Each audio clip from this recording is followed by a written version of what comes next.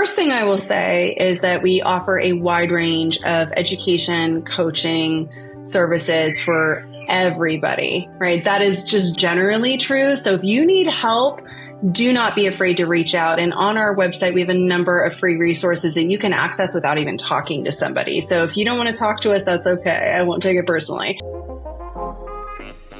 Welcome to Whisking It All with your host, Angela Esposito, co-founder of Whisk.ai, a food and beverage intelligence platform.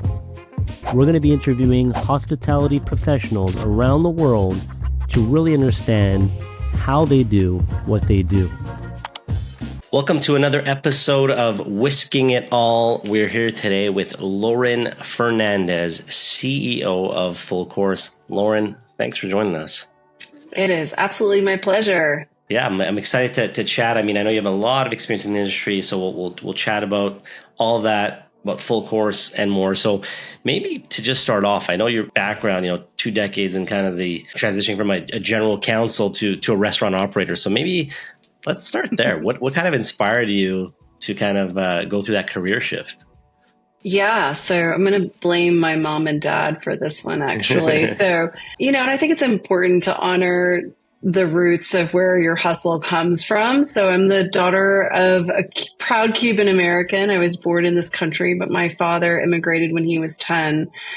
And a major part of our upbringing was this infusion and deep belief of the goal that your kids will do better than you were able to achieve, right? So what I would call generational improvement. And I think that's a very common theme in a lot of immigrant families.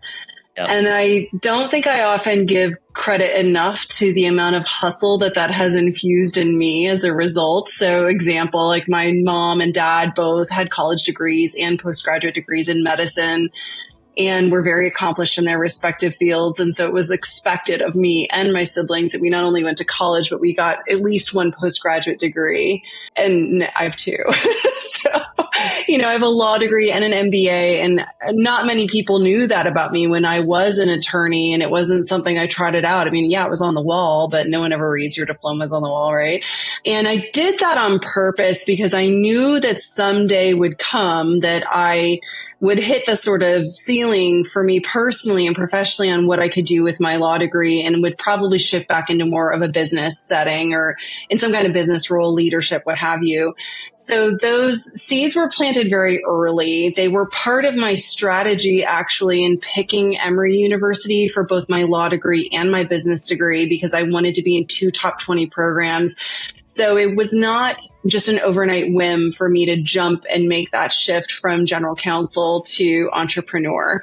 So I do want to preface it by saying so much of this is about the way I was raised and the hunger and the hustle. And the very simple theme I will summarize that with is my parents said to me, you will be blessed with education that we will provide to you, opportunity because you live in this country. And you have a natural amount of God-given talent, and how you use that is how you honor what you've been given. How you use that in service to others is what's important. And that is what your job is. Your job is to use all of those things to the best of your ability in service to others. And if you can figure out what that looks like, you're golden. And at some point in my career, I realized that compass, that true north, wasn't pointing in the right direction anymore. And I felt the pull of the 6-figure salary and the stock options and, laddering up my career in the way that I think everyone anticipated me to, with the next bigger, badder general counsel job after I left Focus. But that was actually not what I was planning, to much people's shock. I went and bought some restaurants. And the story behind that, quite simply, is a very thoughtful, very humble, very dedicated restaurant, titan of industry, who was a mentor to me at the time, said, yes, you could go work your way up through the C-suite to CEO. But the truth is, in this industry, you will never have the same level of credibility that you have in your legal seat with your law degree and your credentials if you don't get ops experience. And I was like, oh, okay, well, how do I get that? And he's like, well, you need to go buy a restaurant, silly. And I was like, oh, okay, no big deal. All right, I'll do that. Cool. And what do you do when you're a franchise attorney and you've seen many franchisees kind of walk in the door with no skills in that space and you see them do it? You go buy a restaurant franchise. And that is the true story of how I ended up embarking on my entrepreneurial journey. I knew that I needed to round myself out. I needed some more education, but I need the kind of education that you don't get in a school for our industry. You get it in the field.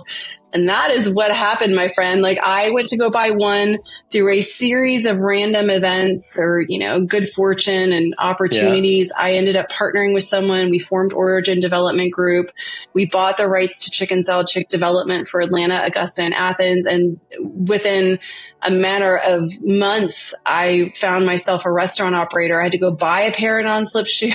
It got really real really fast because I had 3 restaurants I had to turn around pretty quickly. And then we built 8 more over the next 20 months. So that was such a baptism by fire. And I routinely refer to that experience as being one of my most important educational experiences, right up there with my law degree and my MBA. And now that you know how important those things are to me, you know the gravity with which I'm saying, it was so transformational for me in such a moment.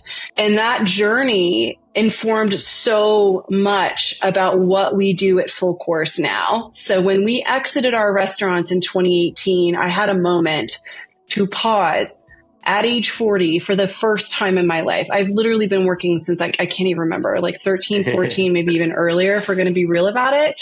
Yeah. And I committed to taking the time off to synthesize what those learnings were, to really let it transform me and to think about the problems I had seen that were bigger than me and my restaurant group. And they were around 3 major pillars. One is that there's not a lot of fair and equitable capital flowing down to early stage restaurants in our industry, and yet they make up all the diversity in ownership. That's where our representation is. And it's 70% of the market is a single unit location. And those are overwhelmingly independently owned restaurants. 2 is, let's suppose you get your hands on some capital, friends, family, church, your community, whatever, a bank, Yeah. Not these days, but a bank, an SBA loan, what have you. And even if you get that capital, understanding the appropriate and the correct way to scale that business and the right development strategies for you is not always immediately apparent and requires a certain level of expertise. So if you're a restaurant owner, I don't expect you to be a product development expert. I've been doing it for 20 years, and there are plenty of resources we have on our team to do that for you, just as one example. And so we really were clear that growth for restaurants needed to be more than just unit count, right? More than just banging out actual physical brick and mortar. And that's always been part of my investment thesis. I think the third issue, let's just assume that you can put together a good development strategy. You can find the capital to back it. That learning curve is incredibly steep for a founder. It takes time, and there is sometimes no room for failure. So where do you learn this information? Who's investing in you? Who's helping you figure out your next step in your growth professionally and personally? And I think this is true just not of founders, but of their employees as well. It is so hard as an operator to carve the time out to reinvest in your own people. And I was one of the ones that wanted to do that. And I couldn't figure it out. It was hard. I'm like, do we YouTube this? Do we record the education sessions? How do we do this when our employees are working 24/7, 365? What are we supposed to do? And I think we tried very elegantly and still are always perfecting how Full Course can solve for all those problems for your average restaurant owner. And this is true regardless of whether or not we make an investment. So we provide a lot of education, mentoring, coaching, consulting support, as well as investment in the space. We work primarily with emerging brands, but we also consult with brands that are 2,000 units plus. And a lot of that is focused around growth, whether that is leadership and developing the next generation of leadership through our nonprofit, the Full Course Foundation, reinvesting in the talent retention in our industry and rising up those leaders from within. and leveling the playing field for diversity. And that is true whether you think about it as people growth or the growth that we physically and tactically do when we're growing brands themselves with our investment and development support. And that is, my friend, how we landed in this place through many different career jumps. And again, I'll blame it on my parents. There's already a lot of good takeaways, understanding those 3 pillars, understanding the pains of restaurants. And I love that, you got just that real life education. I mean, obviously certain professions, as you know, you need to go to school, but a restaurant does have great programs too, but you kind of need some of that real operational experience. I love, I thought you were going to say like I opened one restaurant, but you went all in. You went 1 to 3 to 8. So, we're definitely going to chat more about full course, but I want to just take a step back because I'm so curious, and I'm sure our listeners probably are too. Tell me a bit about that process, because, here you are, life's good, you're a lawyer, you're doing your thing, like, I'm generalizing here, but let's say generally life's good, and you're like, all right, I'm going all in. How did it happen that you went from 1 to 3 to 8? And I'd love to hear a bit about that experience. Yeah, so I was shopping franchised brands. I had actually approached the brand directly, and they had already sold the territory. Flash forward a number of months through a networking opportunity, I sat down next to the gentleman who became my business partner. And as we were vetting deals to do together to figure out which restaurant brand we were going to be a part of for their growth, we knew we wanted to be operators. I don't even think at that point, to be candid with you, we had decided franchisor or franchisee, to be honest.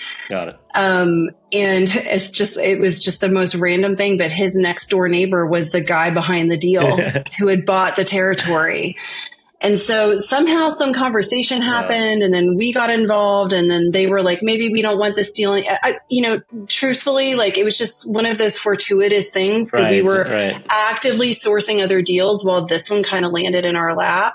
And I think sometimes the universe brings you exactly what you need. And this was one of those moments where I didn't know it then, but that experience with Chicken Salad Chick, their training department, all of their ops team are par excellence. Like, I have seen so many franchise brands, and I've still to this date seen very few that rise to that caliber, which is highly unusual for an early stage brand like that. I mean, there are probably close to 200 units now. When we bought in, they were still at like 30 something, right? Like my first stores were like number 6 and number 9, I think, in the system. And the last store I built in that system was store number like 98 or 99, something like that. Sitting in that seat and being trained up from being, a novice in the space to being a pretty sophisticated multi-unit operator was a bit of a baptism by fire. But I'm glad that it happened in that brand, because they had extraordinary resources.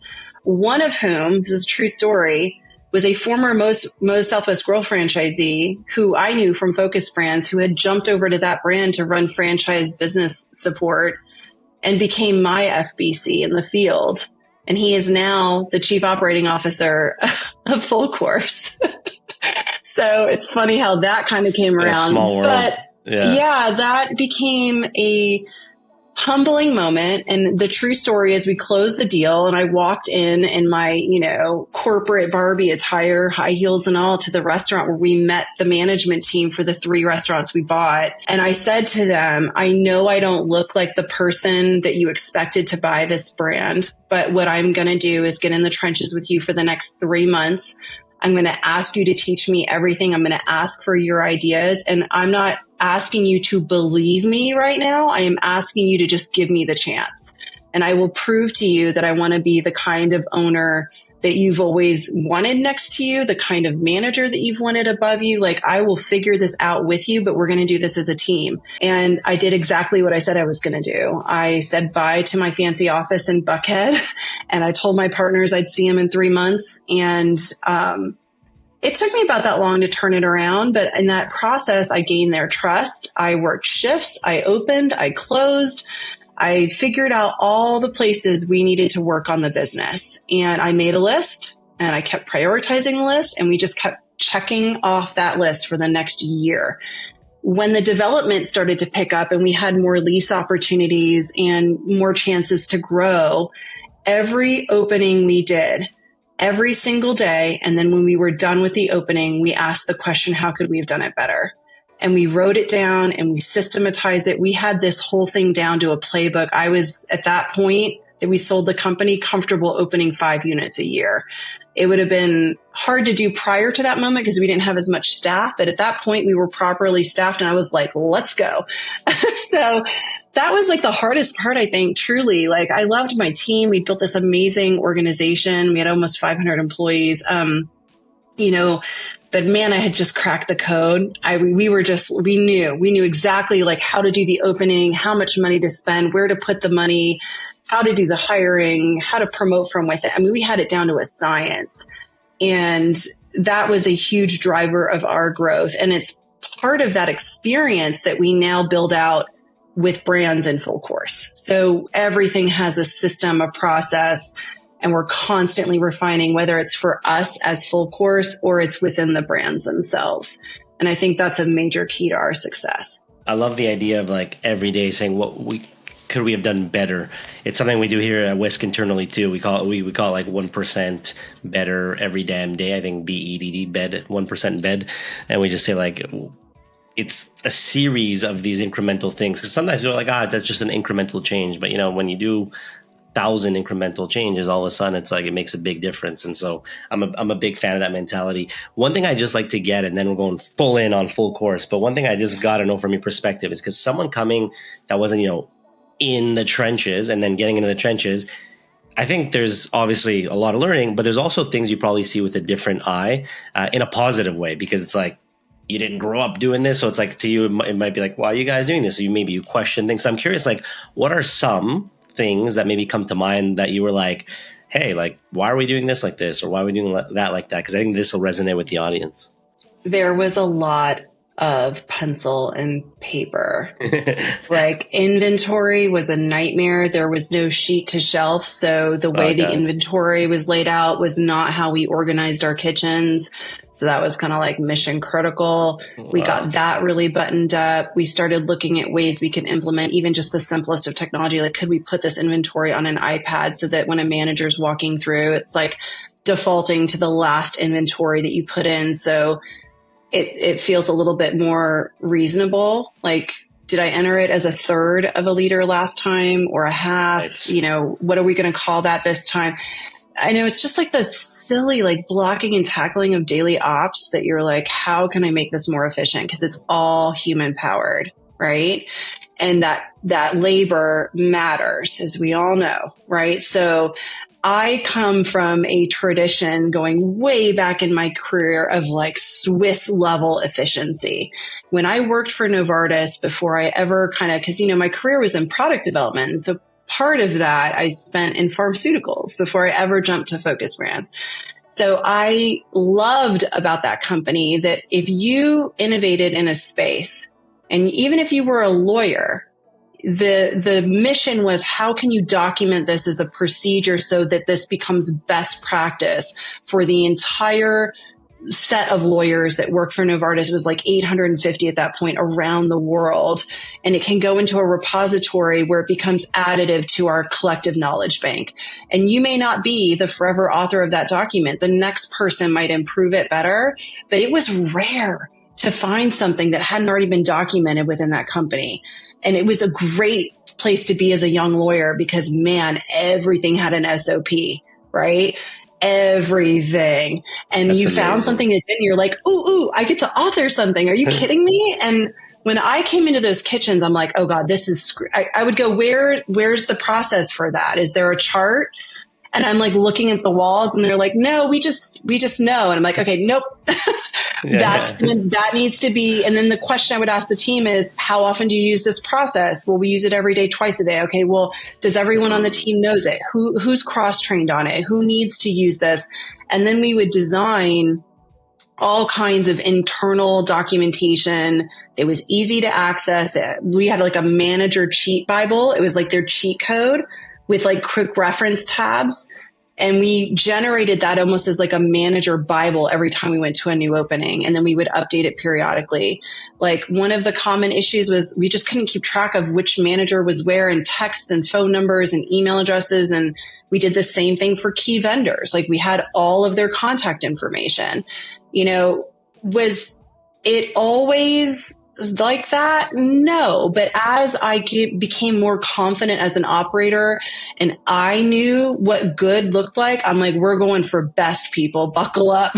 So what's it going to take for us to get there? And it was just, if you want the behavior to be repeated and codified in every location, you have to be clear on what is it going to take for it to work in every location, in every situation. What's the training and the reinforcement for that? And then how are you going to incentivize that behavior? Right. So to me, it's not just as simple as slapping a sign on the wall. We hold those managers accountable. Right. So I'll give you like a really clean one. We really loved coaching and training our point of sales folks to upsell and cross sell. That was where we just really drove average ticket and we crushed it. And we figured out finally that that's a reward system. Like we had a star chart, literally, like where you would like clock in every day, like how many of whatever you sold, pie, sodas, whatever. And there was always a favorite item on the menu that we were looking to push that lined up with our better margins. So like if we had a product that particular month that was on better margin for us, we'd be like, okay, everyone, this is your favorite food this week. Right. Someone asks you what they recommend on the menu. It's this item. Right, this is what you're upselling. This is what you're cross-selling. And we would put those as laminated go-bys, if you will, like cheat sheets right behind the point of sale counter in every single one of our restaurants. The chart would be up there so everyone could track performance. And we rewarded that behavior with gift cards to our staff who produced those results. And to me, I know this sounds so simple, but when you think about human behavior, that's what it is. It's clearly defined expectations, repeatable actions to produce predictable results and then reward that behavior. It's a nice little feedback loop. So man, when I see owners running around and they're doing like a million little things, my question to them is, can you delegate that? And they just go, well, I guess. I go, well, have you? No. Why not? Well, I'd have to train someone to do it. And I was like, no, you need to develop a process for that. So you can train 6 people to do it. So there's always someone to do it, no matter how much churn or call outs you have or whatever. Right. I love that. It's funny because even internally, right? Like it's only been a couple of years since I've been doing this religiously, but it was exactly that. It was like, number one, getting better at delegating. So I think it's operators and just entrepreneurs in general, when they first started, probably not great at that. And then being amazing at creating playbooks. And then I didn't like creating playbooks. So then just delegating. Then I had my assistant create a playbook on how to create playbooks. And then now we have a playbook creator. And so even that part's delegated. We make like a Loom video. For us, it's a bit different because, it's tech, but we make a Loom video. We record the process, give it to this playbook creator, and they create the playbook. And the playbook has a checklist. That's funny, but it's that switch when you first start from going to like, I'm important and I'm doing everything to then slowly delegating. There's like that weird chasm in between where you're like, I don't know what I'm doing. But when you make it to the other side, you're like, man, how was I living before trying to do everything? And so to people listening, I know sometimes it can be daunting if you haven't delegated well, but what Lauren's saying here is absolutely true. Those 4 steps on, recording what you're doing and then teaching someone and rewarding, like those 4 key things you said, which I can't remember by heart, but like those are key steps. So I just want to emphasize that.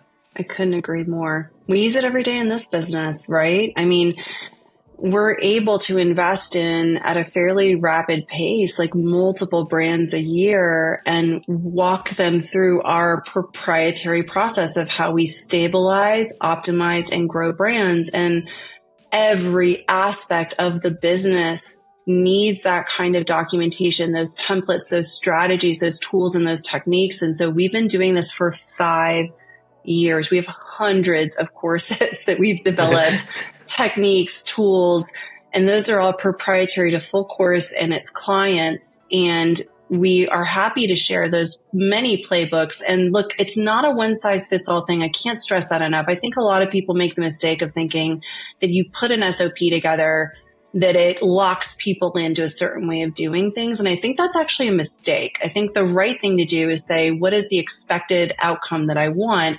What is the best way of doing this? And then we give people the authority, if not the dictate, that we expect them to improve upon it. And what I mean by that is, look, systems are going to change. The environment's going to change. One location might be a little different than the other. One manager might be different than the other. But if they have a better idea or a way to improve it, you should solicit that feedback. So a lot of our forms actually said on the bottom something to the effect of, do you have a way to improve this form? Do you think it could be better? Then you need to contact. And we had like a little email address there. Awesome. If so it was like a new manager and they looked at like the deposit form for every night and were like, why do I have to fill this in? They would ask the question, and this is so powerful. I probably should have said this earlier, is sometimes explaining to somebody the why behind a form looks a certain way or why a procedure is a certain way is actually a teaching and coaching moment, which gives them more authority and ownership over the process. So they can either A, execute it better, B, improve it for you, or C, some combination of the above, right? And I think that's so important because once you build a procedure, I wrote the procedure on how to change a water filter in a Coke machine like twice. And then I was like, I made that note on the bottom and was like, whoever can come up with a better way, knock yourself out, right? Like, let's do it. And we did. We actually had a manager come in one time and she was like, that's not how we did it. I worked at this other restaurant chain and there's actually a better way. I'm like, show me. And look, that's like a humbling moment too. Like, I don't know that a lot of owners and founders humble themselves in that way. I'm serious, to be able to say to your staff, like, teach me the better way to do this, you know? No, I think that's amazing. There's nothing better than you're empowering your staff. And I think that's when their creativity can flow and they're kind of more bought in because they can actually, contribute to the actual process, which is massive, right? I'd love to also maybe just now jump in and we alluded to it and we spoke about all these playbooks that, Full Course has and the investment side and the consulting side, but let's go all in. So Full Course, it sounds like you're helping restaurants. We have a lot of restaurant listeners. So I know you briefly explained it, but just to get everyone back on the same page, what does Full Course do? And then I want to dive into like what got you started in Full Course. Like, why did you decide to say, all right, I'm done with these restaurants. That was fun. I got my degree in operations and now I want to do Full Course. Yeah. So Full Course is the industry's first and only incubator, accelerator, and investor in early stage food and restaurant brands. We work with founders to help them grow by providing fair and equitable growth capital. We write checks generally between $2.5 to $4 million per deal. We sit as a minority participant on your cap table. So translation, we're not taking over your business. We leave founders in control of the business. That is a very important piece of our equation, is that we allow and want founders to continue running their business and their teams, and we invest in them. We invest in growing their teams, and we use our development team to accelerate the growth of the business, usually through an omni-channel growth strategy. So what that means in layman's terms, if you will, is we build a certain core group of company stores, somewhere between 3 and 5, let's call it. We'll turn on franchising and create opportunities for people to help us grow the brand. We do a lot of product development and commercialization. So we look for things on the menu that are causing issues with consistency, standardization, recipe protection, quality control, labor issues, et cetera. And we will commercialize those and manufacture them for use in the restaurants, as well as sometimes for wholesale in the market. And last but not least is we do a tremendous amount of non-traditional and licensing deals. And so what that is in our industry are deals that you would see in stadiums, arenas, airports, colleges, universities, hospitals, anywhere where there's a master concessionaire and we are licensing the brand in and supporting it operationally. But it's good visibility and good profit for the brand. So we take a very different approach to development. We're not a one-trick pony. I think that's very important when you're growing early stage brands. We are able to leverage techniques that we know work because they've worked for many major brands that we've worked with in the past. Right. But we execute these strategies at a smaller level with the brands that we work with because we can leverage that expertise more effectively for them, because basically our development team expense is spread out across all of our clients and our investments, right? So you get the benefit of that team helping run point on your growth. We also provide operational support, and that is certainly more strategic in nature because we're backstopping a lot of the elements of the business. So that's subject matter expertise in everything from supply chain, finance, accounting, marketing, PR, social media, people, and all the things that means. So talent recruitment, retention, et cetera. So we really try to be a complete solution for that founder. We really truly are a value add investor A lot of us are former owners and operators ourselves. So we took a lot of care and concern in the way we developed Full Course and its solution. So you get it all in one place, right? And I would be remiss if I didn't say this. The Full Course Foundation, all of its education platform, the learning center that we have in that foundation, all of that is available to our investments at no additional cost to them. So there's a 5-year leadership course that we design and we put all of our founders through while they're under investment. But all of those tools and resources for personal and professional development are available to our investment partners, their employees in our company stores, their corporate employees, their franchisees, and their franchisees' employees. We do not distinguish. We want it available to everybody. It's really cool. And I know you alluded to a few examples, but can you highlight maybe like what type of resources, they can expect? Yeah, so we do, I'll just give you kind of like the play-by-play. We do pretty regular management meetings with our team. So we're meeting fairly regularly in the first couple of years of the brand's existence and under management with us to help the founders kind of put one thing in front of the other. There's a lot of work to do when we're scaling these brands. So we try to make it actionable, and we're very tactical in the way that we roll those things out. So it's very thoughtful and measured in the way we approach that. You could easily overwhelm someone if you showed them like a 3-year roadmap. So we really try to take it in bite-sized chunks. We work a lot and very closely with preferred vendor partners. So we always have preferred pricing and relationships with a number of different vendors in this space. So one of the things that we're doing immediately when we come in is we're stabilizing these businesses and optimizing them for growth. So we're looking at are the books closed regularly? Do they have good accounting practices? Are we able to get our hands on the data that's validating the instincts of what we're seeing in the field? Does the marketing strategy make sense? Could we make some tweaks to the positioning? Are there some strategies and tactics we haven't tried yet? Where's the money best spent, right? So there's a lot of work that goes on in the very beginning. And the first touch that we have with these brands, we do an initial assessment where we come in and we review the brand. Our whole team writes up a report. And we do that for anyone who's interested in an investment. If you call and, book a call with our team, we'll recommend an initial assessment. We do that as a service to the industry. We don't just hang up the phone if we don't think it's suitable for investment. We actually tell you as a restaurant owner what we think you could do to make the restaurant better and let you know whether or not we think it's worthy of investment now or later. We're very transparent about that. But even before investment comes, we spend about 6 months with founders, really working next to them in the field. We reduce our consulting rates dramatically so they can work with us and we can see what the brand's about so we can get in there and make some of those stabilizing changes and optimizing the restaurant. I think the last thing I'll say is what a founder can expect in working with us is high degree of collaboration. And that's not for everybody, but it certainly is the way our model works. And one thing that we're insistent on is that growth strategy for the brand, it has to meet certain investment return criteria. And we roughly know what our playbook looks like. We're very clear on omni-channel. We do not back off of that. But we give founders a chance to say, what else is really important to me? I really want to do a cookbook. What is really important to me? That we find a space for veterans to have a chance to be a franchisee. Can we work on a program for that? So we can come alongside what we know to be the functional deployment of the capital, but also check some of their boxes too in a way that's meaningful for them. And then we walk the investment opportunity over to our fund and say, this is how we want to grow this. This is how much money it's going to take. And the fund deploys the capital. So it's a journey. It certainly is. And that is true from day one. It is designed to be a partnership. That's amazing. And just to maybe paint a picture. So for our listeners, if they're this sounds amazing, but I don't know if I'm a fit or not.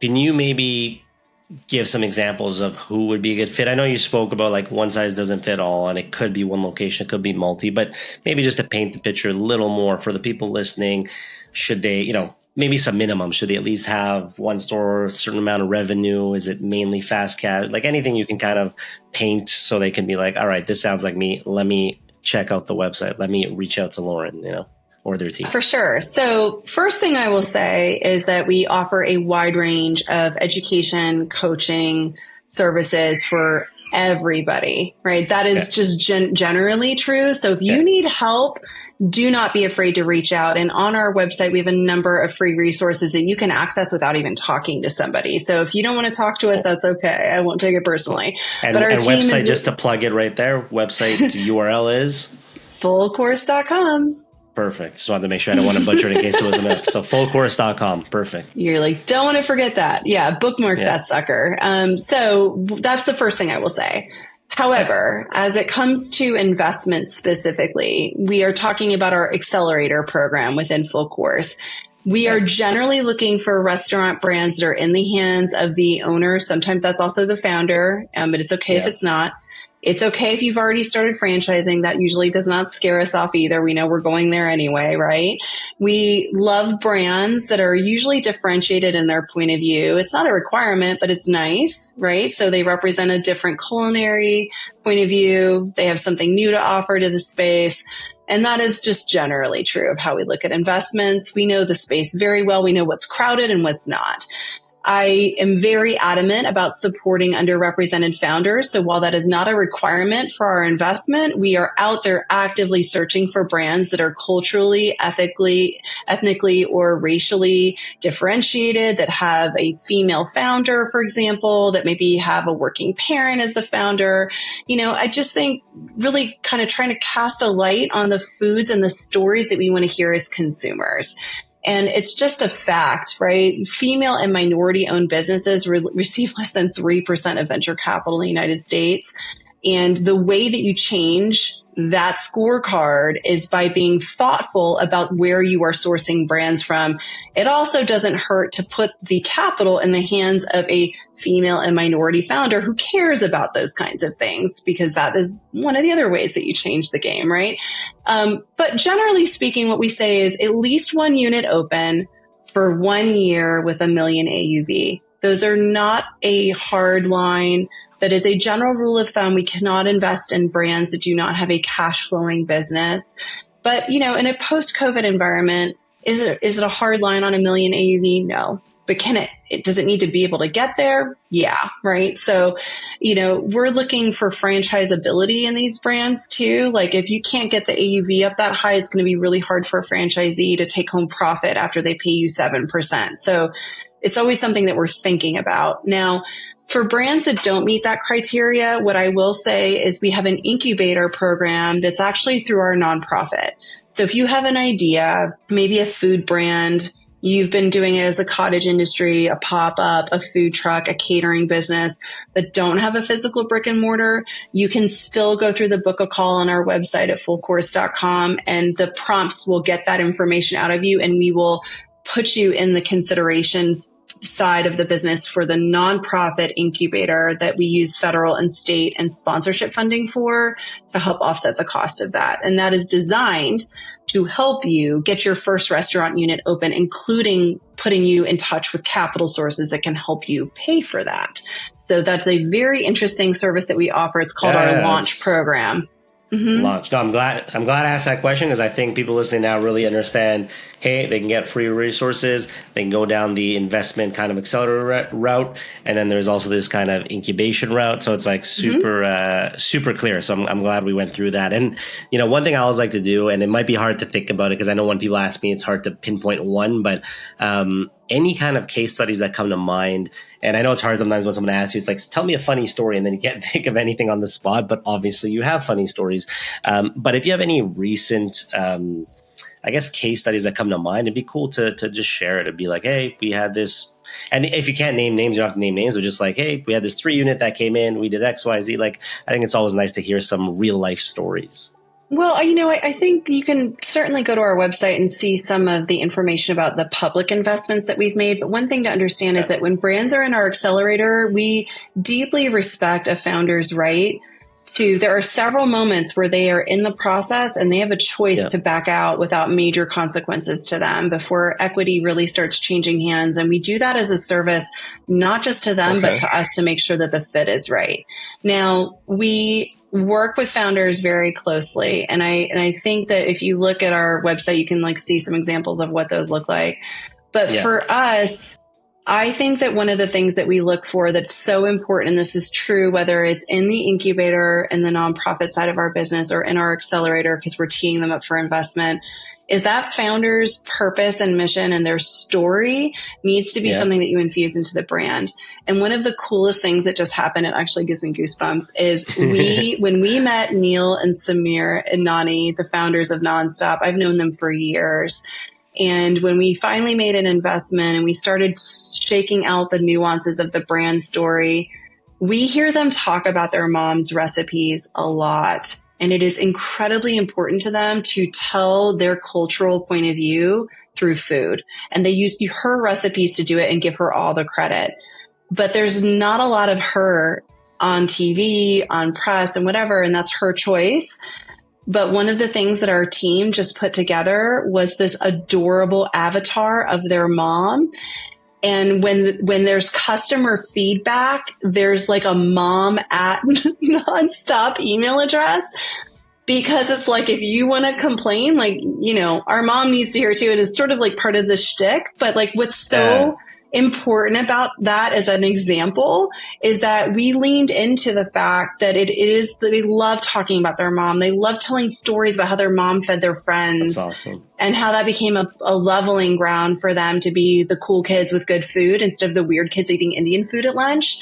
And I just love so much about that, because it's true. If you think about it, nearly every culture around the world at this point has some sort of starch, and usually a rice with some kind of vegetable on it and or a protein.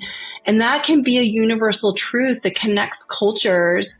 And so, hey, my rice and beans looks like this, and my Cuban family, what does it look like for you growing up in an Indian American family? Tell me more about that. Did you put hot sauce on it? Because I always wanted to buy, like, you know, we just like can relate in different ways, even though we came from very different backgrounds. And the way that you can honor that and make it part of the brand, I think, is at the soul of what the Full Course does, right? Like, we deeply respect that founder story, their purpose, their mission, the reason they get up and do this every day. And we want to make it part of the brand so that it's bigger than just them. There's more ways to tell the story than just a founder saying it or their mom showing up on TV, right? So I think that's a good example of kind of how we do this. And we do it in a way that I think is super differentiated from any other investor you might talk to. No, that's amazing. I'm really happy you shared that. And, you know, I always like to wrap up with kind of what's next for you. And then I just also want to give you a chance to plug everything. So I know we'll definitely plug the website again, but any other podcasts, any other links, but first off, I'd love to know what's next for Lauren, what's next for Full Course, anything you can share that's coming up or on the horizon. Yeah, sure. So our first fund was dedicated to investing in about 4 to 6 restaurant brands. So this year you will be hearing from us what those other investments are. We will fully allocate that first fund, close it out, and have it ready to disperse for those investments. What will be right behind it is our second fund, which I'm super excited about. And there will be more news coming on that later this year. Okay. Yeah, so we got a lot of things coming. We are working on some new and very exciting programs that are designed to help franchisors mentor and cultivate franchisees from within, including a focus on underrepresented franchisees that they want to have more of in their system, and also growing from single unit franchisees, multi-unit leaders, where you can really influence growth with existing franchisees. We've done a lot of work in developing those into more customizable workshops and ongoing consulting, and had a tremendous amount of success. And I am so proud of the brands that we work with who are making concerted efforts to make entrepreneurship through franchising available to underrepresented founders. So that is a huge part of what we're working on right now. Very soon, hoping to have our entire learning management center translated into at least a second language, which I think is so important. Hispanics are 19% of the US population, but we are overrepresented in the restaurant employment pool to the tune of 28%. So we really have an enormous talent pool that we haven't even begun to tap. in the Hispanic community that works in restaurants. I'm just excited. I get up every morning grateful that I get to do what I get to do to help our community be better. And I think there's a million other things that we're working on to that end. But I will say that we remain committed to as much capital as we raise to put back into the industry and these methods that we think are fair and equitable and honor a founder's journey, that we are also committed to the education that it's going to take to elevate the next generation of leadership up in our industry. And we hope that that's going to be tremendously more diverse in every way possible. And that is what we're here to do. Awesome. Well said. And so to wrap up, any plugs you want to make so people listening can follow? So obviously fullcourse.com. I assume pretty much everything's there, but if there's anything else you want to link, your socials, your LinkedIn, anything, your podcast, whatever you want to do, now's your chance. Yeah, thank you so much. So we're on most forms of social media as @FullCourseOfficial. And I am on LinkedIn. Full Course is on LinkedIn. I am very active on that platform. I would encourage you, if you are not yet on that platform and representing you and your brand, that you get on there. It is a very influential form of social media, and every vendor you could ever need is on there. Every capital source you could ever need is on there. And I think sometimes our restaurant tribe of folks don't realize that. And while social media and other formats is very important, professionally, I think having that profile in some activity on LinkedIn is also important. So you can find me on LinkedIn as Lauren E. Fernandez. You hopefully can follow me and get some good restaurant tips. I am on there as a thought leader at least once a day and commenting. And that is so important because so much of the education that we provide is sometimes just in our know-how. And I answer questions all the time on LinkedIn. The other thing I will say is on fullcourse.com, there are a number of resources that are available to you. And if you are concerned about how much a coach or a consultant could cost to you, we have a group coaching process called Navigator. It's $29 a month. It's extremely affordable. Phone a friend, plus 301, higher level thought leadership on restaurant management. So we do custom education just for that Navigator group. And you can ask any question you want of our team and have it answered either anonymously or live in person. And it is such an amazing resource for that founder, that owner, operator, that employee who needs help, who needs some development support, personally, professionally, or even for the brand. And you can get it affordably, right? In that kind of group coaching setting. And we have founders and owners who buy it for themselves and immediately buy it for their managers. We get a lot of that, and we welcome it. We welcome it because what it does is it unlocks our entire learning center for you. So all of our classes are unlocked once you become a Navigator member. Wow. Well, I'm glad you shared that. Well, Lauren, thank you for joining us once again. We're on the Whisking It All episode here with Lauren Fernandez from fullcourse.com. Thank you for joining us. So much wisdom shared today. I appreciate you taking the time. Thank you. Thanks for having us on. Feel free to check out whisk.ai for more resources and schedule a demo with one of our product specialists to see if it's a fit for you.